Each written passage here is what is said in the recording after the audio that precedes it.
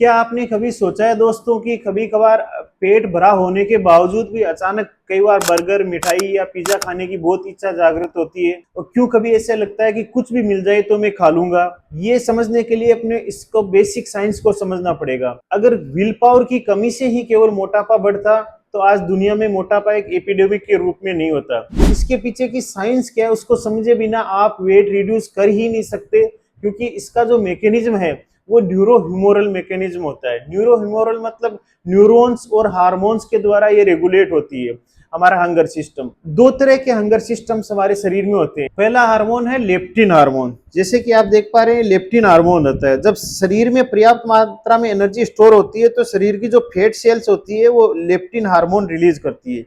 ये ब्रेन के हाइपोथैलेमस नामक सेंटर में जाके ब्रेन को संदेश देता है कि अब आप खाना बंद करो, आपकी भूख जो है उससे कम हो जाती है। ये लेप्टिन हार्मोन का काम होता है।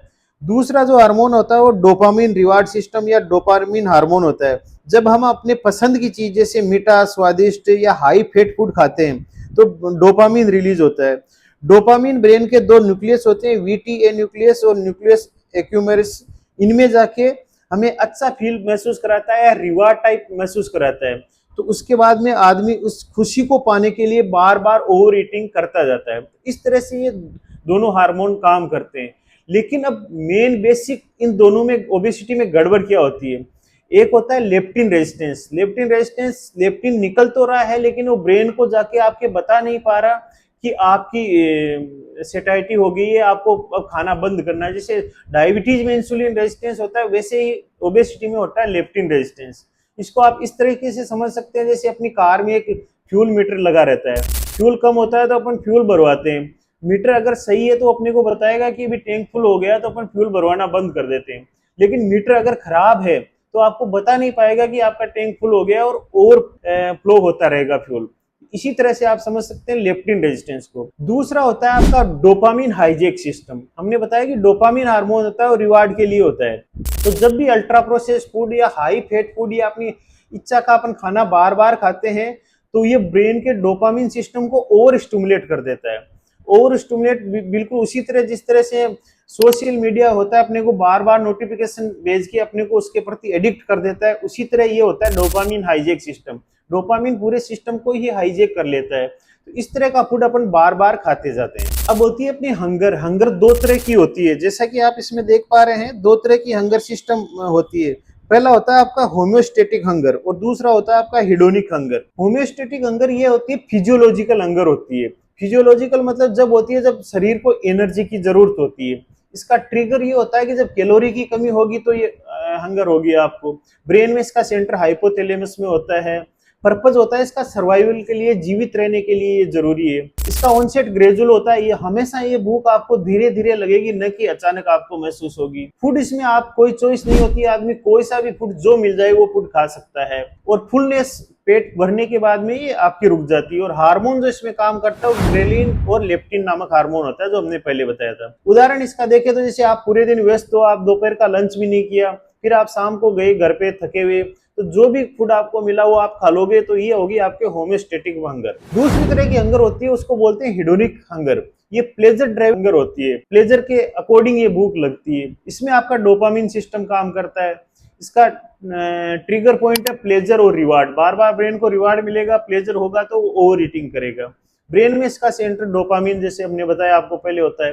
पर्पज इसका सर्वाइवल के लिए नहीं है, जीवित रहने के लिए नहीं, ये सिर्फ एंजॉयमेंट के लिए और टेस्ट के लिए होती है। फूड प्रेफरेंस, इसमें कोई भी फूड नहीं चलता। इसमें जो आपका चॉइस का फूड है, जो आपको अच्छा लगता है वही आप खाओगे।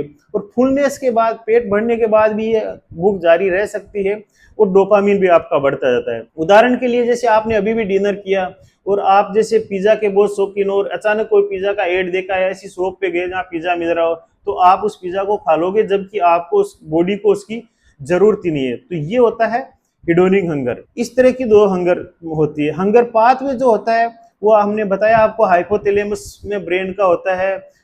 दोनों पाथवे अलग अलग होते हैं। हिडोनिक हंगर के अलग पाथवे होगा और होम्योस्टेटिक हंगर का अलग पाथवे होगा। हार्मोन्स हमने आपको बताया दोनों के। क्वेश्चन ये आता है कि आज के जमाने में मॉडर्न ह्यूमन बीइंग्स में फैट इजीली गेन क्यों होता है?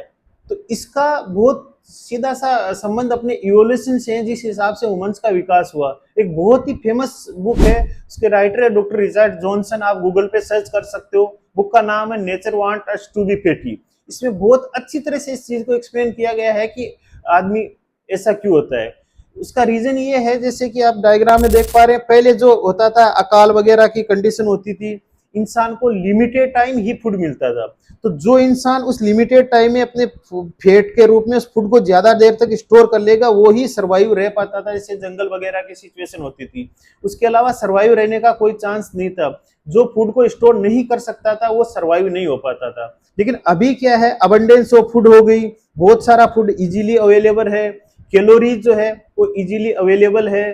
तो फूड की जो शॉर्टेज वाला पीरियड है वो कभी आता ही नहीं। तो ओवर ईटिंग कंटिन्यू है, शॉर्टेज वाला सिस्टम आता नहीं। लेकिन ब्रेन की वायरिंग अभी भी वही है, ब्रेन उस चीज को उसी तरह से ट्रीट करता है। दूसरी चीज, protein leverage hypothesis. Protein leverage hypothesis एक बेहद ही रोचक कॉन्सेप्ट है। इसमें बताया गया कि हमारा शरीर प्रोटीन की रिक्वायरमेंट को कितनी गंभीरता से लेता है। खासतौर से इंडियंस में सबसे बड़ा कारण वेट बढ़ने का है प्रोटीन की कमी। क्योंकि अलग अलग कॉन्सेप्ट है, एक स्टडी की गई माउस के अंदर, ये स्टडी की गई जिसमें माउस को बहुत लो प्रोटीन वाला डाइट दिया गया। माउस तब तक खाते रहे जब तक भी रिक्वायर जो अमाउंट थी प्रोटीन की वो उनको नहीं मिली, तब तक वो ओवर ईटिंग करते गए। तो अगर आप लो प्रोटीन की डाइट दोगे तो इंसान ओवर ईटिंग करेगा, और तब तक ईटिंग करेगा जब तक उसको उस फूड से वो प्रोटीन नहीं मिल जाए। इसका कॉन्सेप्ट इस तरह से है, जैसे प्रोटीन डाइट अपनी टारगेट जो है बॉडी का फिक्स होता है, और एनर्जी इनटेक होता है वो वेरिएबल होता है। प्रोटीन आदमी की फिक्स होती है, इतनी प्रोटीन शरीर को चाहिए ही चाहिए। अब ये वर्क कैसे करता है, ब्रेन इसको सेंस करता है अलग अलग तरीके से। अगर ब्रेन देखता है कि प्रोटीन टारगेट आपका अचीव हो गया, तो ब्रेन आपको सिग्नल देगा कि आपको इतना ही खाना है।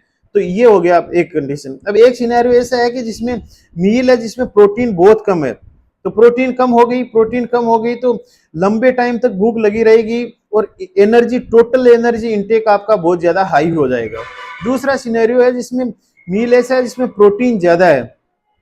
प्रोटीन ज्यादा है तो हंगर आपकी जल्दी सप्रेस हो जाएगी, भूख आपकी जल्दी सप्रेस हो जाएगी, तो टोटल जो कैलोरी आपने इंटेक लिया वो कम रहेगा, और इसमें टोटल कैलोरी इंटेक आपका ज्यादा रहेगा।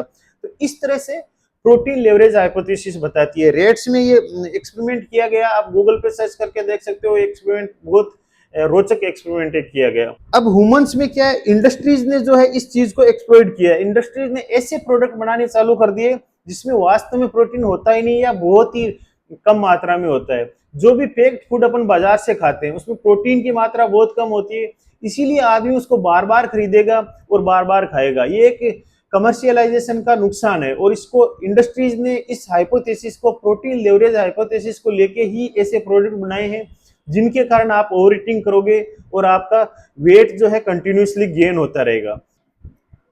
तो आपने देखा कि ओबेसिटी में सबसे बड़ी समस्या क्या है, हीमोस्टेटिक हंगर सिस्टम कमजोर हो जाता है, हिडोनिक हंगर वाला सिस्टम मजबूत हो जाता है, एनर्जी नीड के लिए नहीं, आदमी रिवार्ड के लिए बार बार ओवर ईटिंग करता है, और इसीलिए ये डाइट प्लान जो होते हैं वो लंबे टाइम तक टिक नहीं पाते। ये इसका, अब इसको ओवरकम करने के लिए आपके पास क्या तरीका है? पहला तरीका है हाई प्रोटीन डाइट, आपको प्रोटीन ज्यादा से ज्यादा लेनी है। दूसरा तरीका हाई फाइबर डाइट, आपको ज्यादा से ज्यादा फाइबर लेना है। तीसरी चीज है इंडस्ट्री का बनाया हुआ पैकेज्ड फूड या अल्ट्रा प्रोसेस्ड फूड है, उसको बिल्कुल अवॉइड करना है। ऐसा फूड जो घर का बना हो जिसमें ज्यादा प्रोटीन हो वो आपको ज्यादा लेना है। चौथी चीज, आपको माइंडफुल ईटिंग करनी है। हर बार अपने को सोचना है कि क्या इस फूड में क्या क्या कंटेंट है और ये मेरे कौन से सिस्टम पे काम कर रहे हैं, तो आपका जो रिवार्ड साइकिल है वो टूटेगा। तो आप फेट लॉस की लड़ाई को केवल कैलोरी की लड़ाई समझते हैं तो आप आधी कहानी जानते हैं। असली लड़ाई हंगर की बायोलॉजी, ब्रेन और ब्रेन रिवार्ड सिस्टम की बायोलॉजी के ऊपर है।